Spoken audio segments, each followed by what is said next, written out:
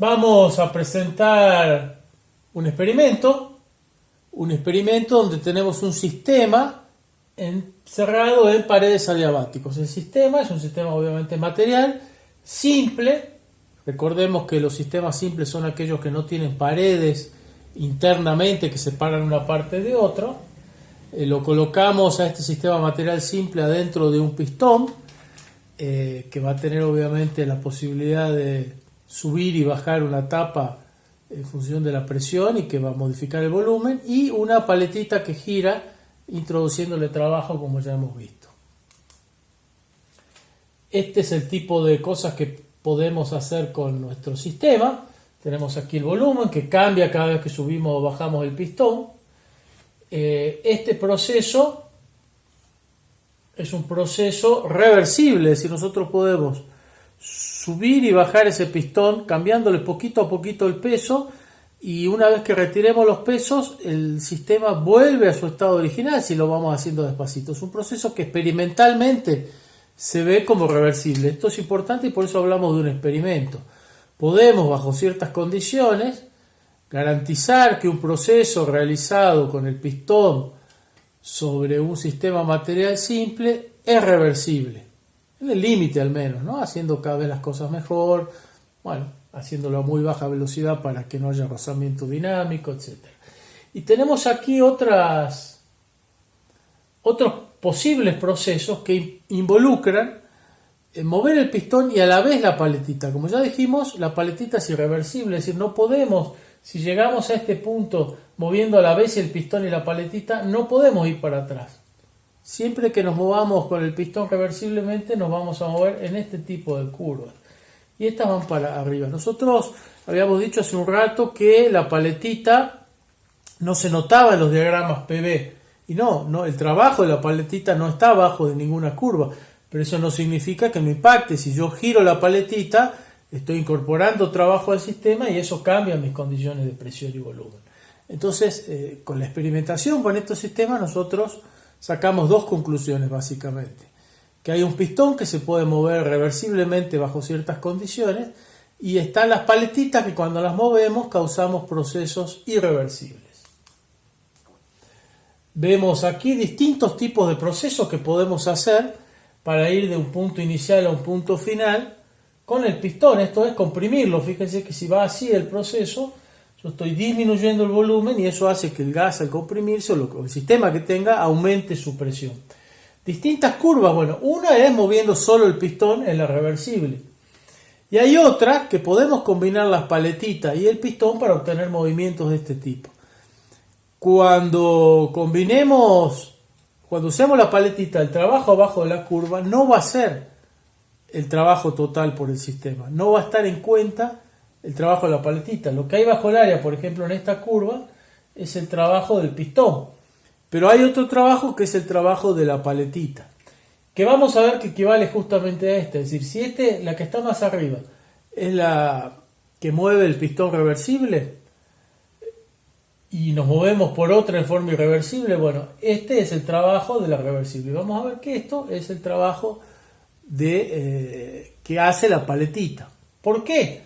Porque lo que se observa cuando uno mueve y experimenta con estas cosas es que el trabajo en condiciones adiabáticas, se haga con la paletita, con el pistón, con una combinación de ambos, es el mismo, sea cual sea el camino, si los puntos iniciales y los puntos finales coinciden. Es decir, que el trabajo en este tipo de sistemas no depende del camino, depende de las condiciones iniciales y las finales. Ojo, proceso adiabático.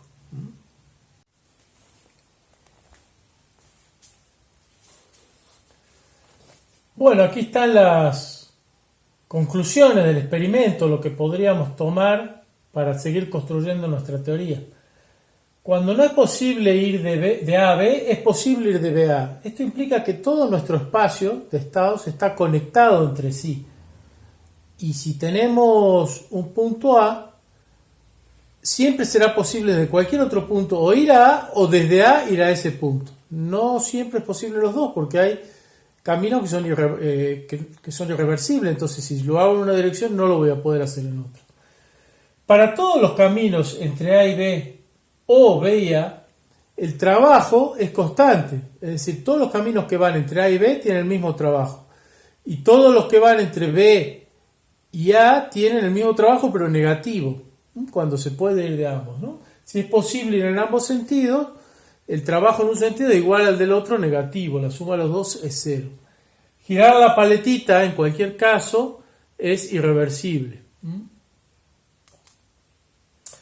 Vamos de A a B. Podemos hacer el recorrido por varios caminos, usando el pistón y la paletita en diferentes proporciones. Medimos el trabajo en cada caso. Esa es la forma en la que se hacen estos experimentos. Y la conclusión es que el trabajo será igual para todos los caminos, que solo depende de A y de B. Tenemos entonces una función de proceso, porque en definitiva estamos haciendo un trabajo entre dos puntos, por algún camino, pero que da lo mismo si lo hacemos por un camino o por otro.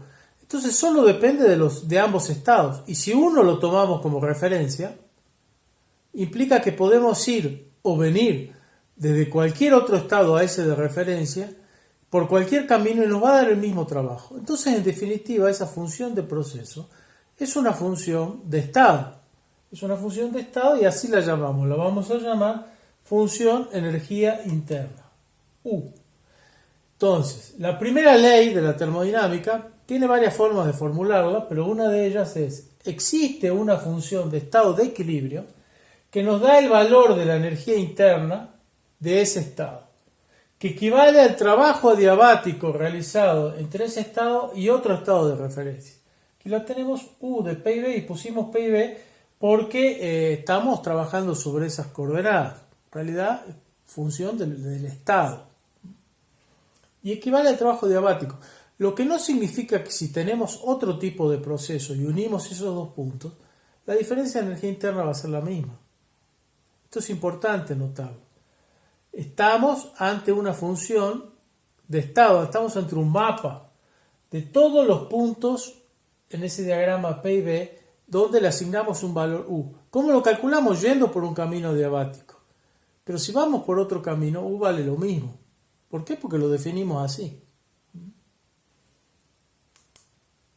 Bueno, tenemos acá un gráfico de P y B en esas coordenadas. Y hemos representado en este gráfico varias trayectorias adiabáticas, la 0, la 1, la 2, son caminos en los cuales el pistón puede ir reversiblemente. Esto es para el caso de un gas, por eso estas curvas son aproximadamente las de un gas. Y estas otras curvas que tenemos acá es el mapa que acabamos de crear, el mapa de las U. Tenemos para todo el diagrama el valor de U.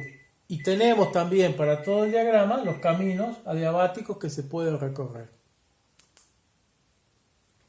¿Cómo hicimos el gráfico anterior? Bueno, están las instrucciones para el quien quiera utilizar el programa GNU+. Es un programa muy lindo, se pueden hacer trabajos de calidad científica profesional, son aceptados habitualmente en todos los papers, así que vale la pena aprenderlo, tiene muchísimas funciones posibles. Los sistemas compuestos. Vamos a hablar ahora de propiedades de los sistemas compuestos. ¿Por qué? Porque antes calculamos la energía interna para sistemas simples. Bueno, para sistemas compuestos la energía interna U del sistema compuesto es la suma de las energías de los sistemas simples que lo componen. No es más que eso.